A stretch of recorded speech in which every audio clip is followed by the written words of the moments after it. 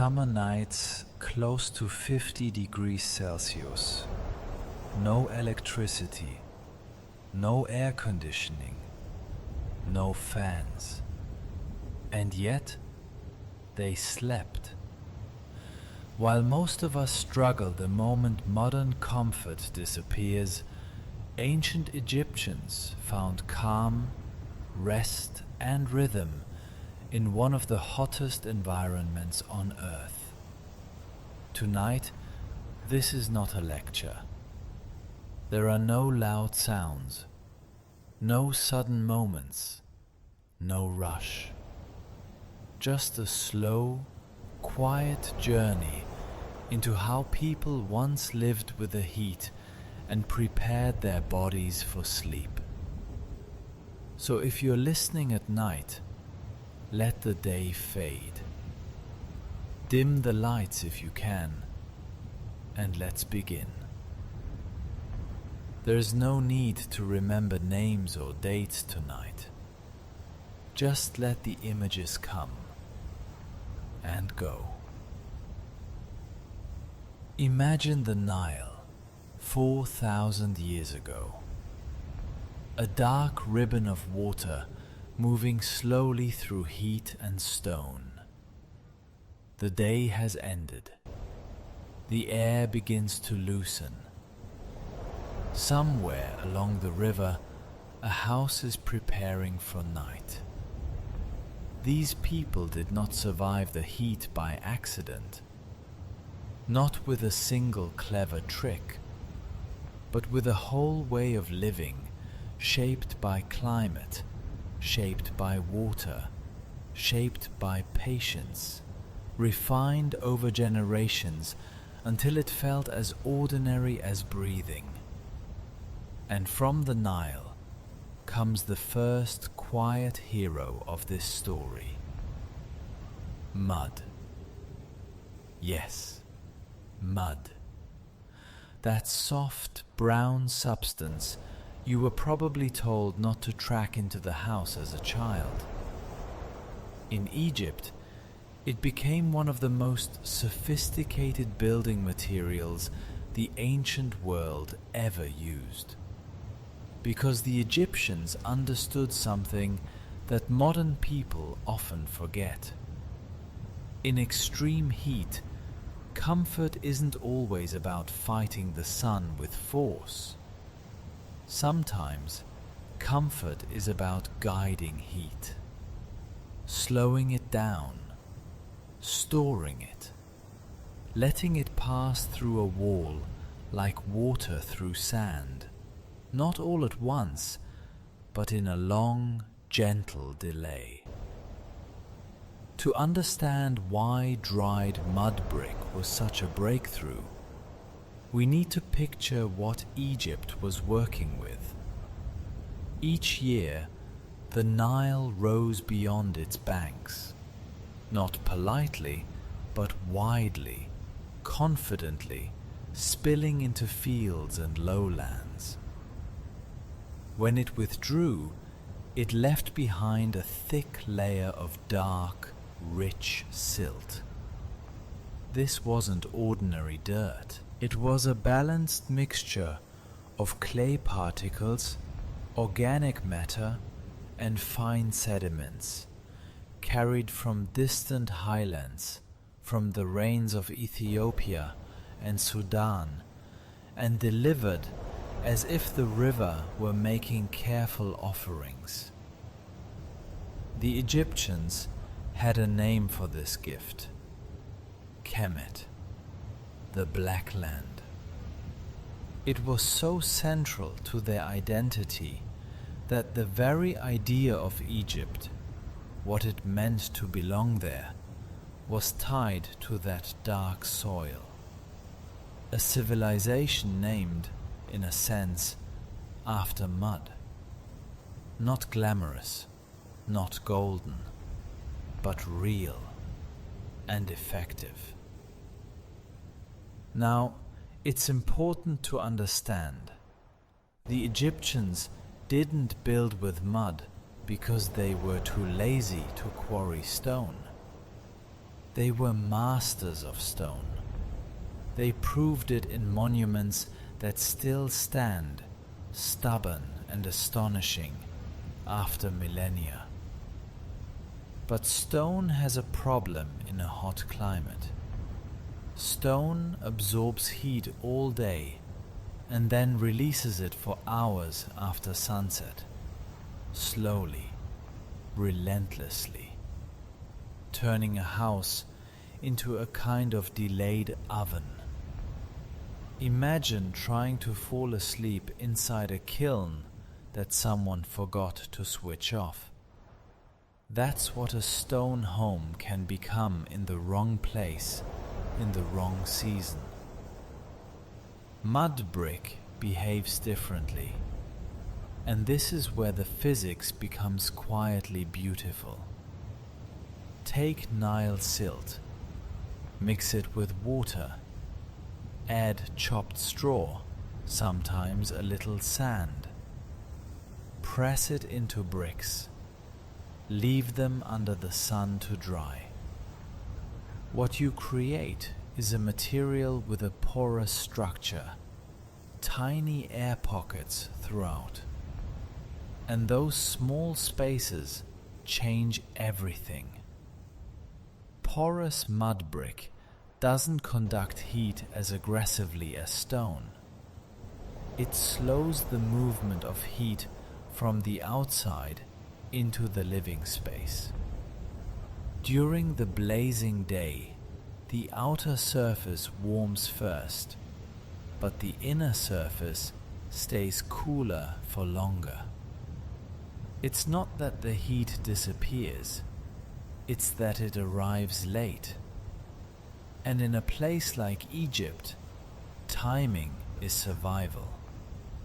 Because the day isn't hot in the same way at every hour.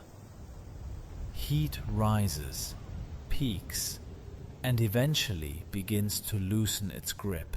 If your walls can delay that heat, if they can hold it back until the evening, you gain hours of tolerable air inside your home, exactly when you need it most. Mud brick also works with another subtle ally, moisture. Even after drying, clay remains a material that can interact with humidity. It can absorb a little moisture, release it, and soften the extremes of the air inside. In a dry environment, this matters more than people expect. A home made from sun-dried bricks isn't just shelter. It's a thermal instrument, a slow, patient machine made of earth, designed to make the body's life easier. Now, imagine the rhythm of an Egyptian day. The early hours are precious. Work begins as soon as the light appears, before the heat becomes sharp. By midday, activity slows. Shadows grow valuable. Voices grow quieter. And when the sun finally leans toward the horizon, when the worst of the heat begins to release, the household moves again, not in panic, but in a practiced flow. This is not a people constantly surprised by summer. This is a people who shaped their lives around it. Farmers, builders, scribes, and yes, priests too. The priests who washed, who purified, who kept rituals aligned with river and sky. They also lived in bodies that sweated, in nights that could feel heavy and warm. Even the sacred depended on cooling. Because you cannot chant steadily, or think clearly, or sleep deeply if your body is still burning with the day. So mud was the beginning, not the whole solution, just the first layer. In the parts ahead, we'll move through an entire system: water and evening washing, cool rooftops under stars, courtyards and airflow, linen and the way fabric can help skin breathe, simple evaporative tricks, clay, damp mats, shaded spaces, and the quiet genius of choosing where to build and how to face the wind. But for now, just stay with this first image. A river that brings life, a dark soil that becomes walls, a home that slows the heat so the body can rest. Let that thought settle.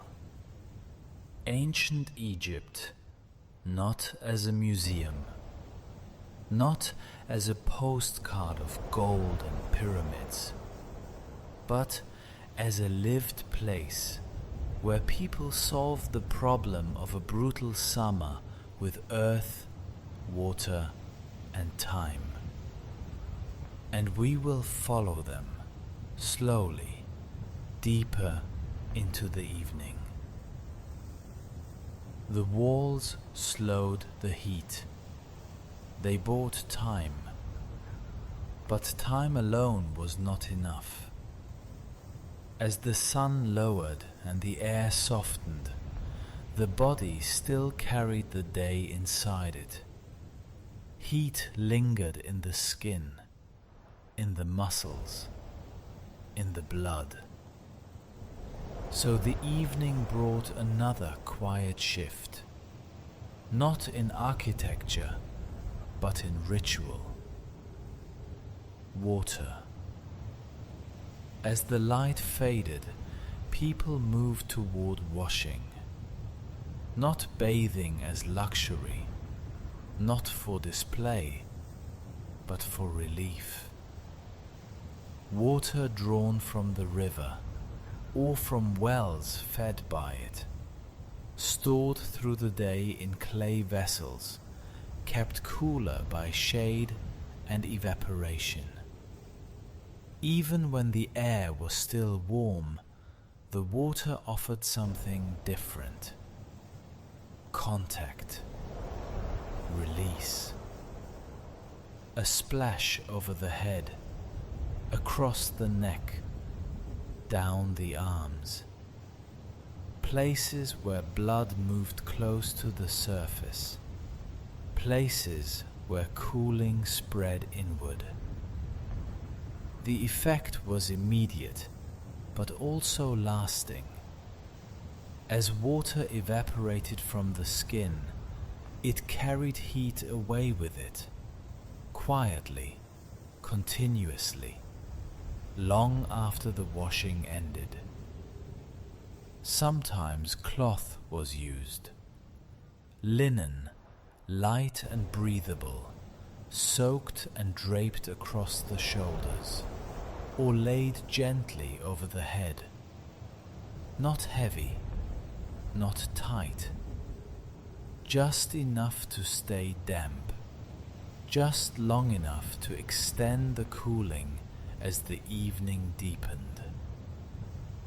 This was not instinct alone. It was knowledge, refined slowly, shared within families, passed without instruction. Parents washed as their parents had. Children watched and learned. They did not think in terms of physiology, but their bodies understood the result. Nights following careful washing were calmer, deeper. Nights without it were restless. Over generations, the lesson settled into routine, as natural as eating, as ordinary as breathing. As darkness arrived, the household gathered. Courtyards filled softly with voices. Roofs became places of waiting. Above the walls, the open sky offered something the interior could not. Radiative cooling. Heat released upward. Air moving freely. Even a small breeze, barely noticeable during the day, became precious at night. Sleeping mats were carried upward, headrests placed carefully. The roof was not exposure, it was strategy. Stone below still held warmth. Mud walls released it slowly. But above, under stars, the body could finally let go. Mosquitoes were expected. They always were. So smoke drifted through the air. Herbs burned quietly. Plants chosen not for scent, but for effect. The smoke was not pleasant, but it was effective. Another compromise. Another trade. Comfort rarely came from a single choice. It came from many small ones, layered together. Washing, cloth, height, air, timing. Even priests followed these rhythms. Those who purified themselves by rule also cooled themselves by necessity. Ritual and practicality were never far apart. A body overheated cannot pray steadily, cannot focus, cannot rest. So cooling became sacred, without ceremony. As sleep approached, it did not arrive all at once. The night unfolded in phases. A first stretch of rest, deep and heavy. Then waking, quiet, stillness. Perhaps prayer, perhaps thought, perhaps simply lying beneath the sky. And then sleep again, until the hour before dawn, when the air reached its lowest point. This rhythm matched the heat. Sleep gathered where the night was kindest. Nothing here was accidental. Not the washing, not the roof, not the waiting. Life was arranged not to defeat the heat, but to move with it. And as the stars crossed the sky, and the river continued its slow passage, the houses along its banks grew quiet. Bodies cooled, breathing slowed, and sleep, earned patiently, finally came. Night settles gently over the Nile. The sky deepens from pale blue to a darker, quieter shade. The last heat of the day loosens its hold, not suddenly, but with patience. Along the riverbank, houses exhale. Inside one of them, a family moves through familiar motions. Nothing hurried, Nothing spoken loudly. The day has already taken enough. Water stands in clay vessels, cooler now than it was at noon. Hands dip into it. Faces are rinsed. The youngest laughs softly at the shock of coolness on warm skin. An older hand steadies the bowl, not to spill, not to waste. Water is comfort, but it is also care. Cloth is dampened, linen, light and pale, laid gently across shoulders and necks. Not everyone uses it the same way. Some prefer water on the head, others on the arms, others only at the pulse points, where cooling spreads quickly inward. Each body knows itself. The courtyard fills with the quiet sound of evening voices. Food is simple. Bread, vegetables, perhaps fish. Enough. No one eats quickly. There is no reason to. Above them, the roof waits. When darkness is complete, mats are lifted, not carried as burdens, but as habits. The climb is familiar, the height reassuring. Up here, the air moves differently. Stars appear, one by one, as they always have. The same patterns watched by generations before. Bodies lower themselves onto woven mats. Headrests are placed with care, keeping the neck open, allowing air to pass freely. Someone adjusts a linen covering, not to trap warmth, but to wick away moisture. Below them, the house continues its quiet work. Walls release the heat they stored, slowly, invisibly, but much of it escapes outward into the night. The roof cools faster than stone. The open sky draws warmth upward. A faint breeze arrives, barely enough to notice, yet enough to matter. Smoke drifts nearby. Herbs burn at the edge of the roof, not for fragrance, but for protection. Mosquitoes keep their distance. The scent is sharp, but familiar. Another trade accepted without complaint. The family settles. Breathing slows.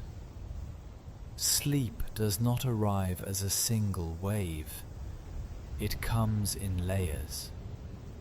First, a heavy rest, earned by heat and work. Later, waking.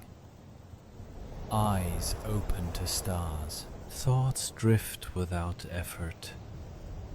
Someone murmurs a prayer. Someone simply listens to the night. The river continues, always moving, always cooling. Eventually, sleep returns, deeper now, longer. As the hours pass, the air grows cooler still. Just before dawn, the body reaches its deepest rest, the kind of sleep that restores rather than escapes. Below, The earth waits.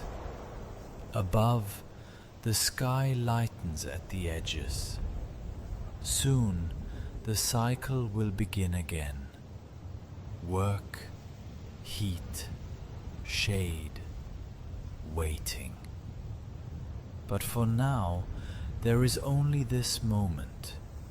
A roof under stars, a river nearby, bodies cooled by water, air, and time.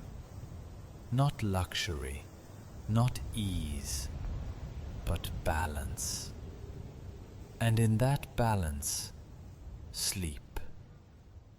Morning will come, as it always does.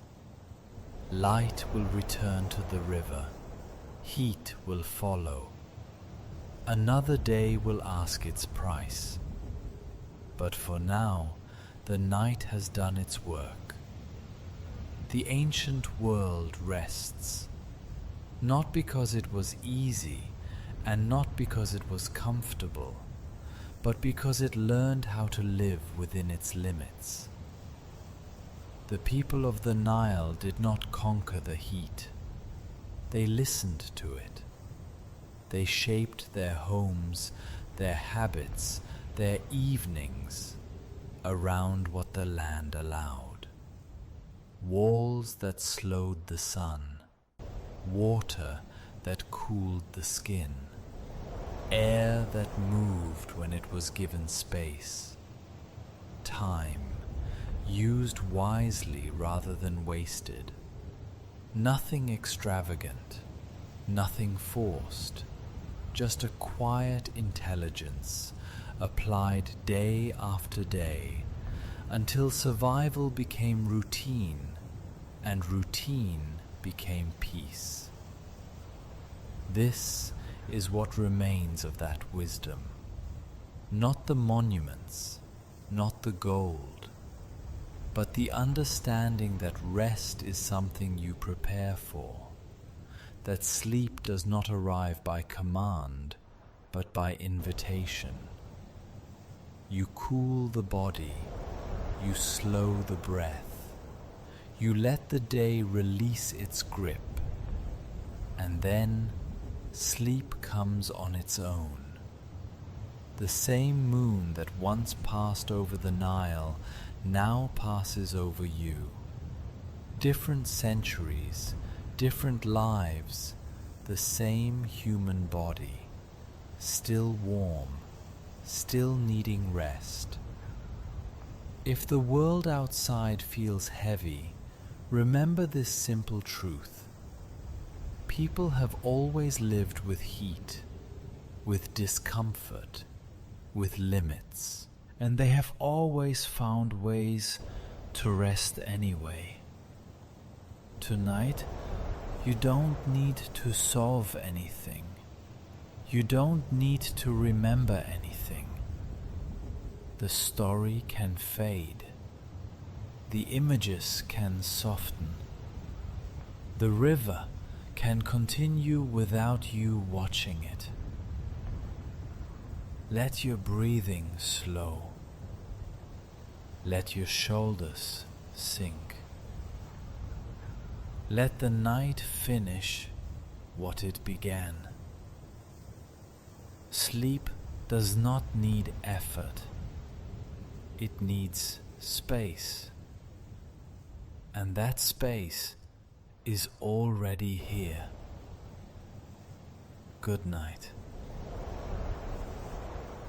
The night does not end suddenly. It stretches. It deepens. Even after sleep has come, the world continues its quiet work. The river moves, slow and steady, as it always has. Water slides past stone, past reeds, past sleeping houses. It carries away the last warmth of the day and replaces it with something gentler. Coolness without force. In the darkness, the land breathes differently. Heat rises, disperses. The earth releases what it no longer needs to hold. This rhythm is older than memory, long before names, before borders, before history learned how to write itself down. Bodies learned this rhythm first. They learned when to move, when to wait, when to rest. Not by instruction, but by listening. An ancient Egyptian child did not need to be told how night worked. They felt it. They felt the shift in air, the quieting of voices, the way muscles loosened after washing. Sleep was not separate from life. It was woven into it.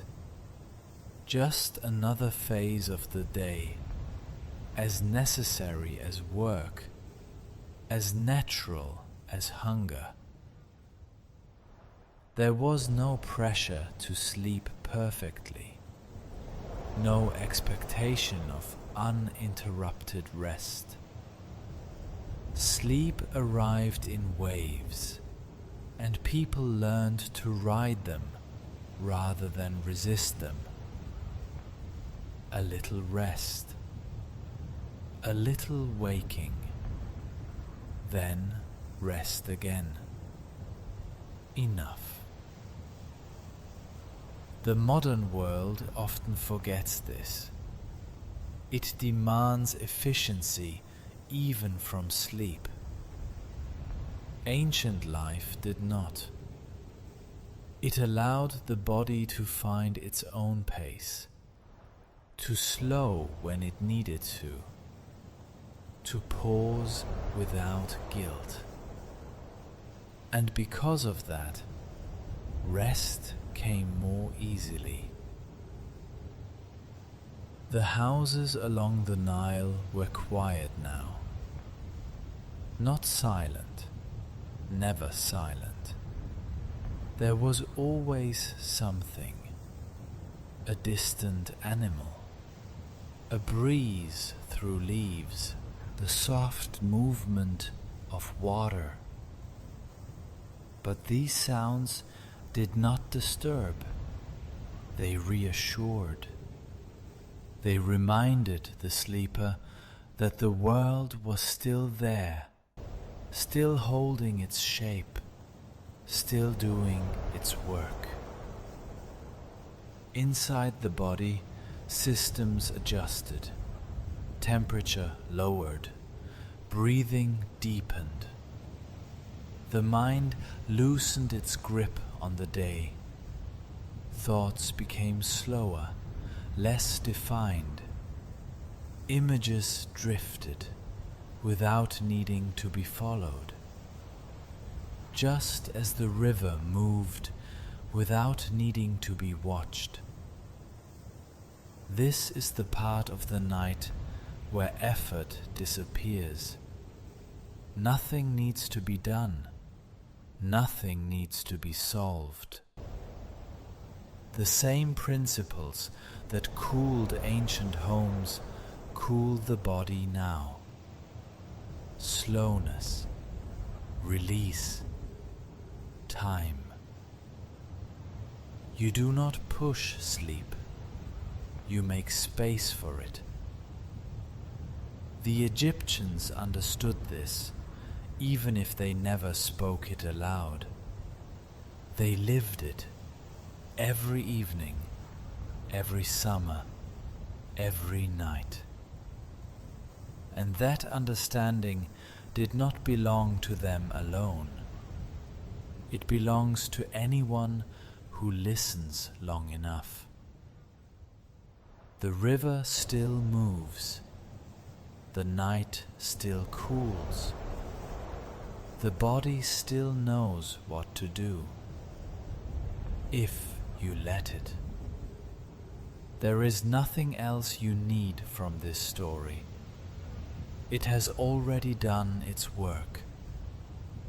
The images can fade now. The river can disappear into darkness.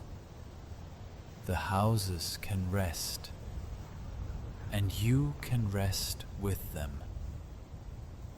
There is no ending to this night, only a continuation.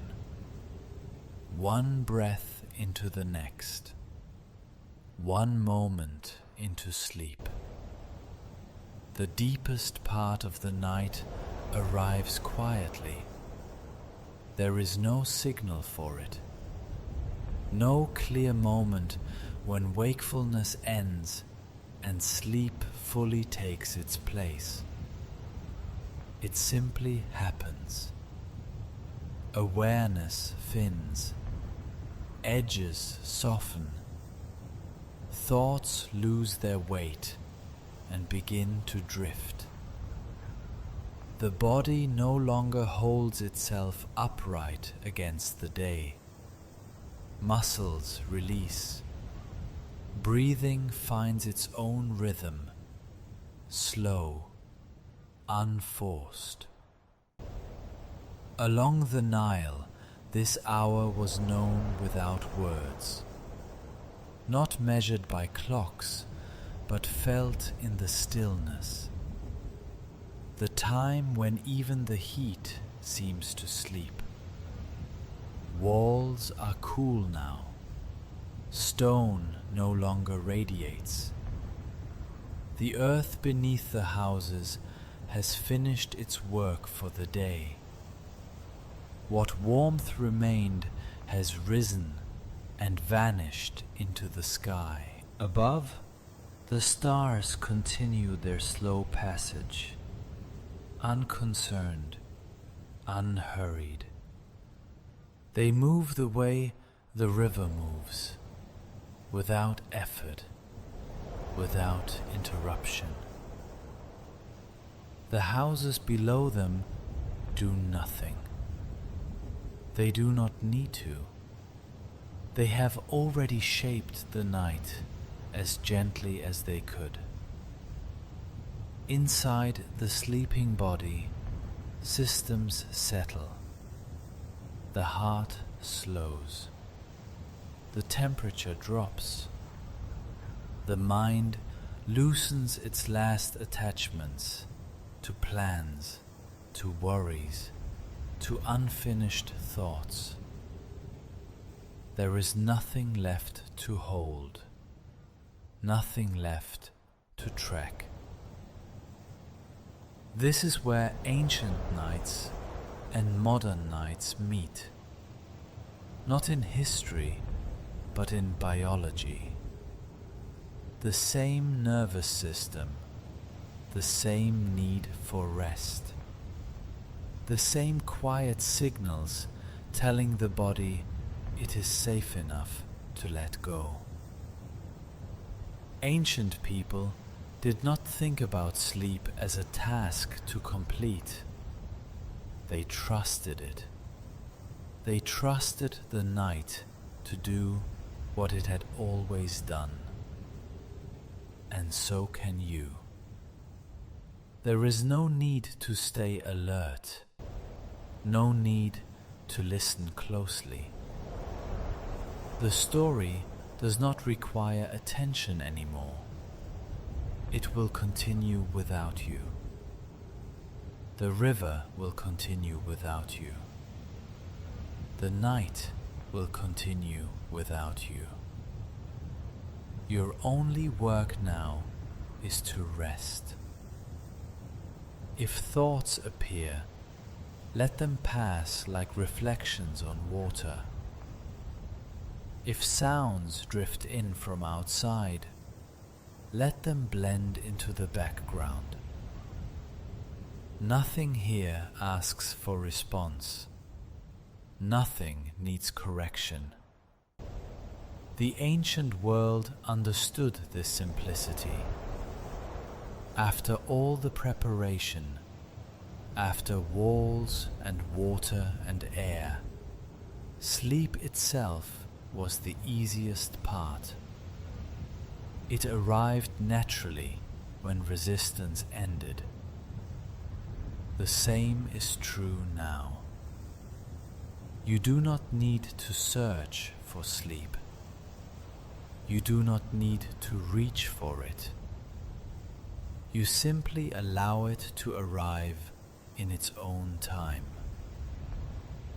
Each breath becomes a little slower, each moment a little softer. The night does not rush you. It never has, and it never will. Somewhere, far away, the river continues to move through darkness. Somewhere closer, your body continues its quiet work. Both are doing exactly what they are meant to do. There is nothing else to add, nothing else to remember. The story can fade completely now. Words can loosen their shape.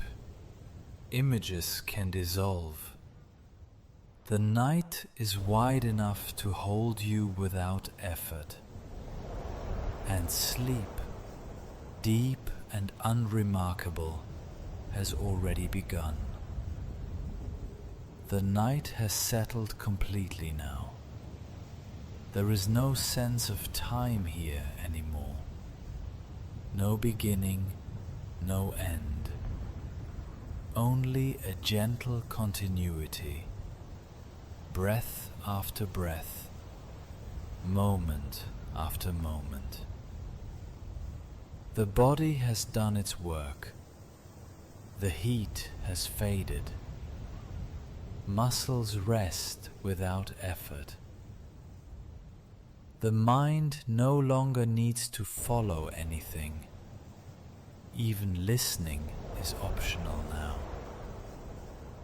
Along the Nile, this was the hour when lamps burned low, when voices stopped carrying, when the world became smaller, just walls, air, darkness, and sleep. The river did not need to be watched. It moved on its own. The stars did not need to be counted. They stayed where they were. Nothing needed attention. Nothing needed fixing. This is how nights have always worked, not as events, but as release. The ancient world knew this feeling well. After preparation came trust. After effort came stillness. After heat came rest. And rest was not forced. It was allowed. You are allowed now too.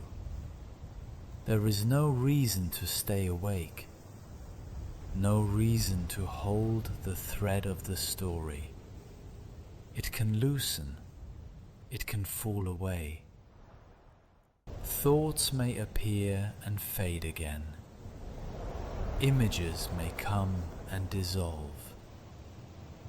Everything is temporary here, and everything is safe. The night does not ask questions. It does not expect answers. It simply holds, quietly, patiently, the same way it has always held people resting under open skies, behind cool walls, beside slow rivers.